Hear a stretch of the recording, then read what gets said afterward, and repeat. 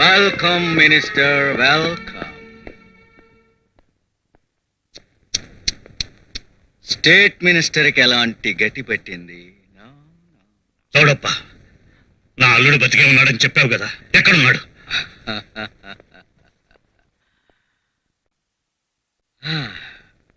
24 గంటల్లో చావటానికి సిద్ధంగా ఉన్నాడు. గోవర్ధన్ ఎక్కడికి పారిపోయాడో నీ భార్యకి తెలుసు కాబట్టి నువ్వు వెళ్ళి ఆమెకు బెయిల్ ఇచ్చి తీసుకురావడానికి వీల్లేదు. ఒకవేళ బయటికి వచ్చినా ఇంట్లోకి రానివ్వకూడదు. బ్రతిమలాడతావో బెదిరిస్తావో చేతులే పట్టుకుంటావో నీ ఇష్టం. గోవర్ధన్ ఎక్కడున్నాడో ఆమె నోటితో చెప్పిస్తేనే నీ అల్లుడిని నువ్వు ప్రాణాలతో చూడగలుగుతావు. తప్పురా. ఆయన గుండెల్లో అగ్నిపర్వతాలు బద్దలవుతున్నాయి. ఓట్లు అడిగేటప్పుడు తప్ప ప్రాధేయపడే అలవాట్లేని మనిషి పాపం. చూడప్ప, ఇన్నేళ్లుగా మన ఇద్దరి మధ్య ఉన్న అనుబంధం కాదు, అవసరం.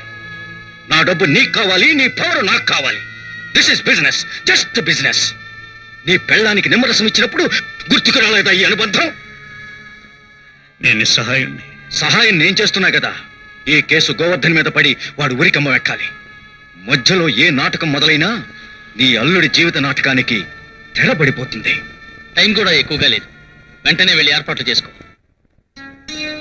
డాక్టర్ అమ్మ, నీ కోసానికి నీ పెనిమిటి రాలే, నీ అన్న రాలే, నీ నీడల బతికేటోళ్ళం మేమందరం వచ్చినాం. వారసత్వమే పౌరసత్వంగా మారిన ఈ దేశంలో ఏ వారసత్వం లేని మేమొచ్చినందుకు నువ్వు తలెత్తు బతకాలమ్మా. తలెందుకు దించుకుంటున్నావు? ఆసుపత్రిలో గుడ్లు రొట్లు ఎత్తుకుపోయి వ్యాపారం చేసి సంపాదించిన డబ్బులమ్మా ఇవి. నేను నిడిపించడానికి డబ్బులు కట్టి చేసిన తప్పును దిద్దుకుంటాను. మా అన్నయ్య నా చేతులకి సంకెళ్ళు వేస్తున్నప్పుడు ఉన్న ఒక్క తోడబుట్టినవాడు నాకు దూరం అయిపోతున్నాడని బాధపడ్డాను. కానీ ఇప్పుడు నా వెనకాల ఇంతమంది తోబుట్టులు ఉన్నారని గర్వపడుతున్నాను.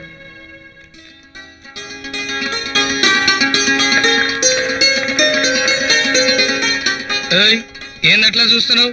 చిల్లర పైసలే కావచ్చు, చిల్లర రోడ్లు తెచ్చిన పైసలు కాదు. లెక్క సక్కనే చూసుకో. అవి విడిచిపెట్టండి. జియో చలో.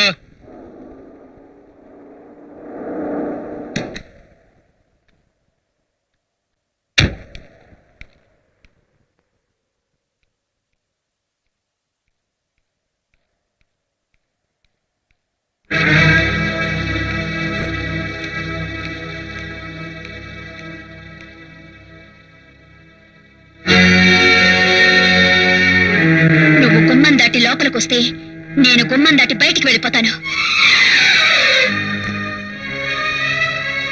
నువ్వు నేరం చేశావా లేదా? గోవర్ధన్ నేరం చేయలేదు.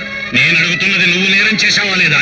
గుండెల మీద చేవేసుకుని చెప్పండి, అల్లుడిని గోవర్ధన్ హత్య చేశాడని మీరు నమ్ముతున్నారా?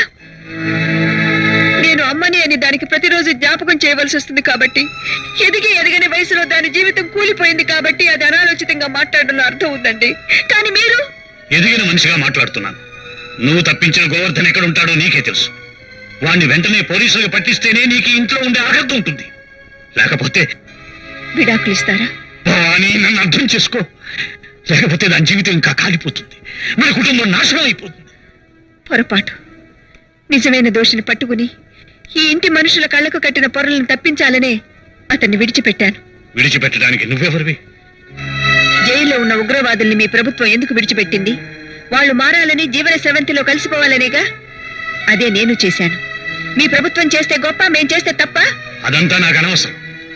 భర్తగా శాసిస్తున్నాను, నేను చెప్పినట్టు చెయ్యి. థ్యాంక్స్. ఇన్నాళ్ళు మీరు 6 కోట్ల మంది ప్రజలకి మంత్రి అనుకున్నాను. కేవలం ఒక్క ఆడదానికి భర్త అని ఈ రోజు నిరూపించుకున్నారు. నేరస్తురాలైన భార్యని ఒక మంత్రిగా ఇంట్లో ఉంచుకోలేను. గౌరవనీయులైన మంత్రి గారు, ఆఖరిసారిగా ఒక్క మాట అడుగుతున్నాను. మీకు పదవి కావాలా, భార్య కావాలా?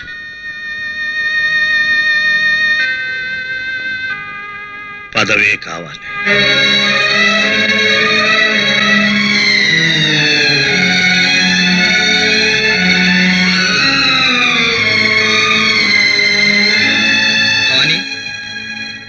నువ్వు ఈ పరిస్థితిని ఎదుర్కొంటావని తెలిసే వచ్చానమ్మా. వెళ్దాం పద. నేరస్తురాలని భార్యని ఇంట్లోంచి వెళ్లగొట్టిన భర్తకు చేతులకు సంకెళ్లు వేసిన అన్నయ్యకి నా దృష్టిలో పెద్ద తేడా లేదు. నీ చేసింది తప్పు కాదని నిరూపించుకున్నాకే పుట్టింట్లోనైనా మెట్టింట్లోనైనా అడుగు పెట్టేది. నా మూలంగానే మీకు ఇంత అన్యాయం జరిగిందమ్మా. నేను వెళ్ళి సరెండర్ అయిపోతాను. లేదు గోవర్ధన్, నేను చేసింది తప్పు కాదన్న నమ్మకంతోనే అయిన వాళ్ళందరినీ వదులుకుని ఇక్కడికొచ్చాను. నాకు కావాల్సింది నువ్వు లొంగిపోవటం కాదు, నిర్దోషిగా బయటికి రావటం. అసలుకి సంపిన కొడుకు ఎవడో తెలిస్తే బుక్కలు తీస్తాం కదా. అవును, హోటల్లో చౌడప్పు కొడుకుతో పాటు ఆ బాబ్జీ గాడు ఎందుకున్నట్టు? అరే నీ ఆ అమ్మాయి అడగవలసిన ప్రశ్న అడిగింది. హాస్పిటల్ వరకు వాసంతిని తనువుకుంటూ వెళ్ళానని సిద్ధప్పే ఒప్పుకున్నాడు కదా. హాస్పిటల్ లోపలికి వెళ్ళిన తర్వాత ఆఖరిసారిగా వాసంతి కనిపించింది కోటేశ్వరరావు గారి రూమ్ లో కదూ? ఆ కోటేశ్వర గారే చంపిడు.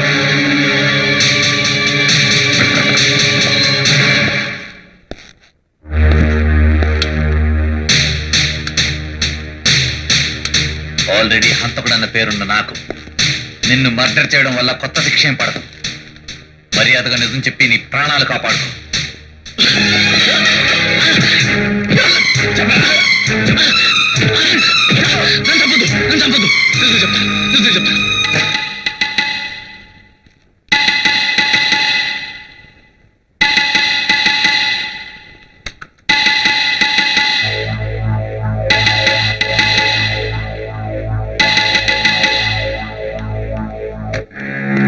ఇదిగో ఇవే సారా పోసిన సెలైన్ బాటిల్స్.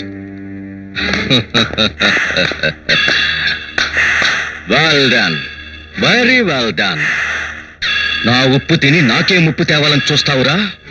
లేదు సార్, వీడిని చంపాలంటే ఇది ఒకటే మార్గం అని ఇక్కడ తీసుకొచ్చాను.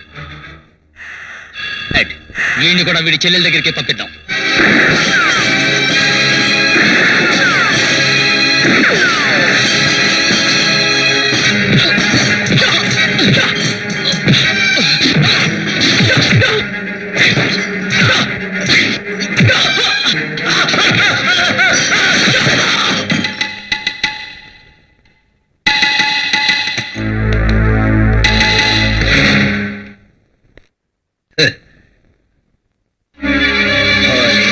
నువ్వింత ధైర్యంగా నా రూమ్ సోదా చేస్తున్నావంటే నీకు అంతా తెలిసిపోయిందన్నమాట. గుడ్. నిన్ను ఆ వాసన దగ్గరికే పంపిస్తాను.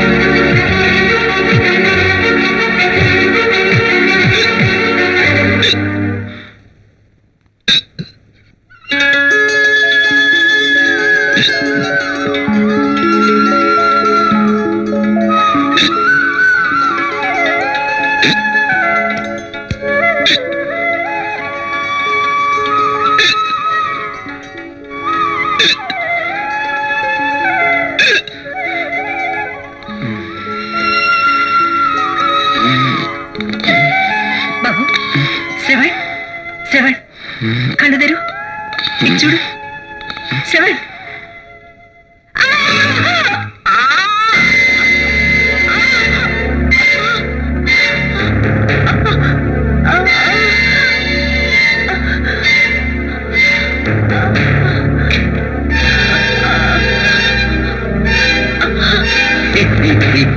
డాక్టర్ భవానీ, ఈ రోజుతో నీ చరిత్ర అంతం కాబోతోంది.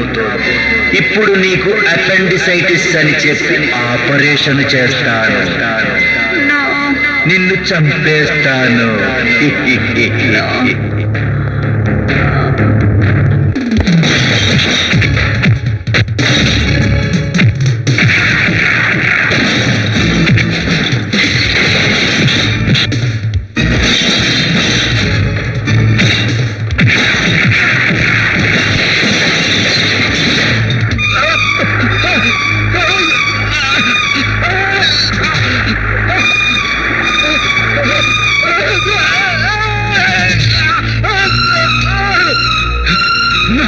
ప్లీజ్.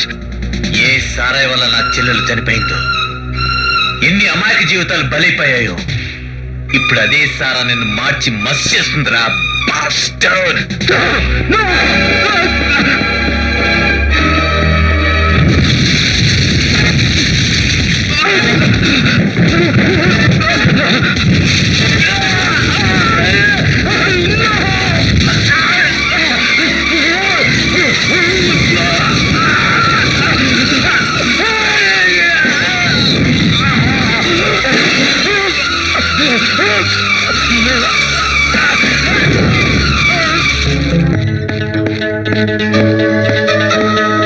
అరే ఏం చేసినావా నేను? 24 గంటలు కడుపు నొప్పితో ఇప్పుడే వచ్చారు, వెంటనే ఆపరేషన్ చేయాలి. అదే నువ్వేదో మోసం చేసినావు. ఆపరేషన్ పేరుతో చంపాలని చూస్తున్నావు. నర్మయ్, నేను చంపడమే. శ్రీనివాసరావు, వెంటనే ఆపరేషన్ చేయకపోతే ఈవిడ చచ్చిపోతుంది. చూసారా ఈవిడ బాధ తట్టుకోలేక ఎలా విలవెల్లాడిపోతుందో. డాక్టర్స్, వీడికి ఏదో పిచ్చి పెట్టినట్టు, వెంటనే పిక్చర్ పెట్టారు.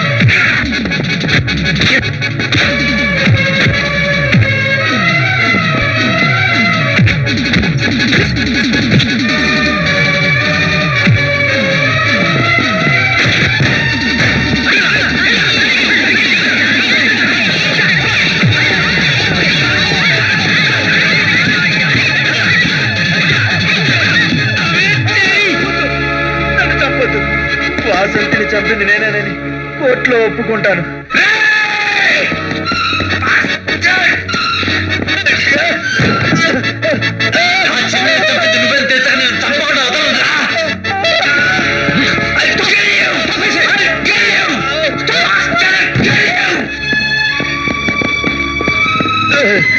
ఈ దేవాలయంలో నీ లెక్క దెయ్యాలుండకూడదు, ఆమె లెక్క దేవతలు ఉండాలి. పట్టు కాలు పట్టు. నన్ను క్షమించండి భవానీ గారు.